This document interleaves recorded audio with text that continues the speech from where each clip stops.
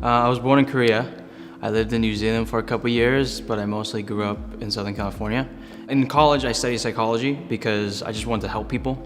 But then psychology, you have to do more schooling afterwards. So I was like, I'm done with school, and I just wanted to teach because teaching has always been something that I've always been interested in. But I had a year off, and I fell in love with acting, and one thing led to another, and here I am. I tell the story all the time, and he probably hates it, but I saw Aaron Yu in Disturbia when I was in college, and I remember seeing it and saying, hey, if that guy can do it, maybe I can do it too. And so it's because of that kind of propelled me and kind of motivated me to pursue it. And I thank Aaron every time I see him. I thanked him last night, but he probably hates it, but I have to do it because he's kind of been my inspiration throughout this whole thing. You know, I'm really lucky to have very supportive parents. I mean, they really supported me from day one. I remember getting a birthday card from my parents when I first started acting, and they wrote it in Korean. They said something like, you know, success doesn't come overnight. Just be patient and work hard, and whatever comes will come. And I still have it just because it meant so much to me that I was kind of pursuing my journey literally on my own, and I had no idea what I was doing. I didn't know where to start. I didn't know how to act, you know? And for them to say that they had my back and that they supported me meant a lot. So I'm really blessed, you know? They've been supportive, and they continue to support me. So yeah, kudos to thank you, Mom and Dad.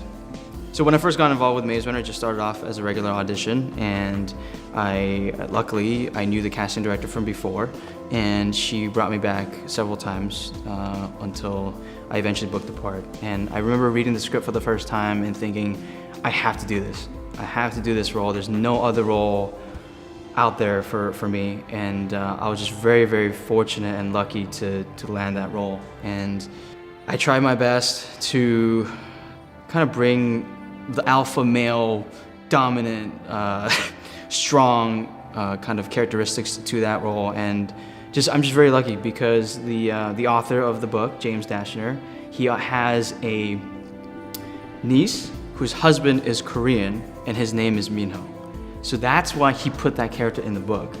And so thank you to that guy, and that's why we need Asians everywhere, because you never know, like, when an author's gonna get inspiration from a regular dude that marries his niece, you know? That's literally how this role came about. And so I thank that guy every day when I wake up, and I'm just really blessed to be a part of that, and to kind of showcase that Asian actors can be masculine and can run really fast and can be strong, you know?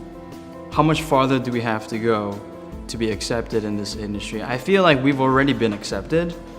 It's just now we're in, and now we have to push as hard as we can to have an Asian lead actor or actress in a movie, headline a movie, or headline a show.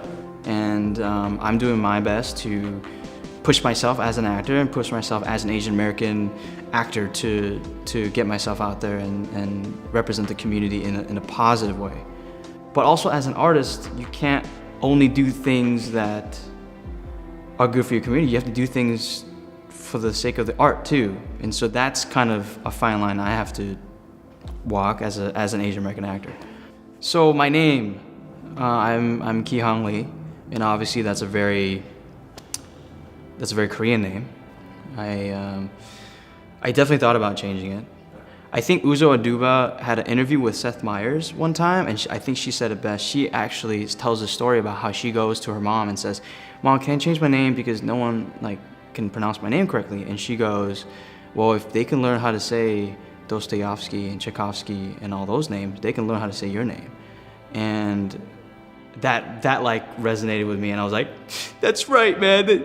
You don't have to change your name for anybody. You know, you can just be yourself, and make them learn your name. You know, if you're good enough, if you're talented enough, and you've been around for a while, they will learn your name. You think Yasiel Puig is easy to pronounce? but people learn his name because he's so good and he's so popular, right? And like, I think that if anything, I try to use it as motivation to work harder. I mean, it's changing, obviously, and it's changing very slowly. And the only way to change it faster or to kind of launch a new wave of how people see Asians is to create our own content, to create our own stories, and make opportunities for ourselves as actors and as entertainers. I think honestly that's the only way. And it's hard, it's not easy, but don't give up and just keep trying. I think that's the only way to change anything, is to just take it and change it yourself.